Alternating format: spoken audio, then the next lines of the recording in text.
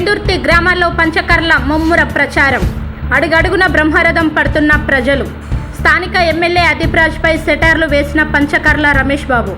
సొంత ఊరికి కూడా రోడ్డు వేయించుకోలేని ఏకైక ఎమ్మెల్యే అదీప్ రాజ్.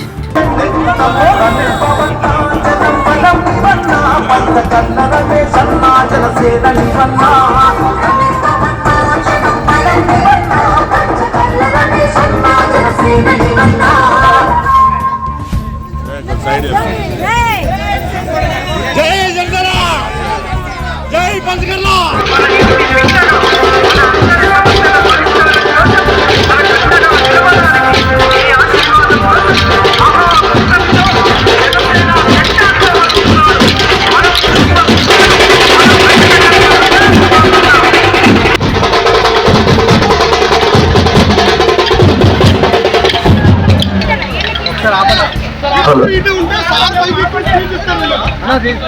ఏం లోగు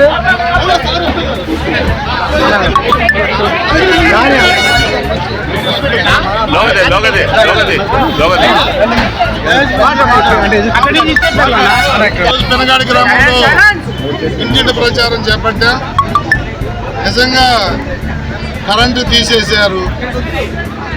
రోడ్ల మీద నడుస్తూ ఉంటే ఏ గోతులో పడతామో తెలియనంత దౌర్భాగ్యంగా ఇక్కడ విజిలేస్తే ఎమ్మెల్యే గారి ఇంటికి పడే దూరంలో కూడా రోడ్లు వేసుకోలేకపోయిన దౌర్భాగ్యమైన ఎమ్మెల్యేని గతంలో మనం ఎన్నుకున్నాం. ఒక్క రోడ్డు బాగోలేదు, ఒక డ్రైన్ బాగోలేదు, ఎక్కడ ఏ విధమైన మౌలిక వసతులు లేని ప్రాంతాలను మనం చూస్తూ ఉంటే 5 సంవత్సరాల అభివృద్ధి ఎక్కడికి వెళ్ళింది?